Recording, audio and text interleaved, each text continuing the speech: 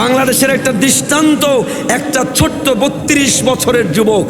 যুবক ভাইরা, তোমাদেরকে মাঝে মাঝে বলি, 32 বছরের যুবক, টাকা নাই, অর্থ নাই, তেমন কিচ্ছু নাই, কিন্তু তার জন্য লক্ষ লক্ষ মানুষের চোখের পানি ঝরেছে, লক্ষ লক্ষ মানুষ কেঁদেছে।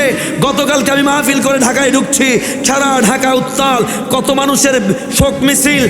আগামীকাল শনিবার, আগামীকালকে রাষ্ট্রীয়ভাবে শোক দিবস, শোক পালনের জন্য একটা দিন নির্ধারণ করা হয়েছে। আমি বলি, যুবকেরা, তরুণেরা, তোমাদেরকে জেগে উঠতে হবে। তোমরা যদি জেগে ওঠো, আগামীর বাংলাদেশ সুরক্ষিত হবে, আগামীর বাংলাদেশ নিরাপদ হবে, আগামীর বাংলাদেশ সেফ বাংলাদেশ হবে।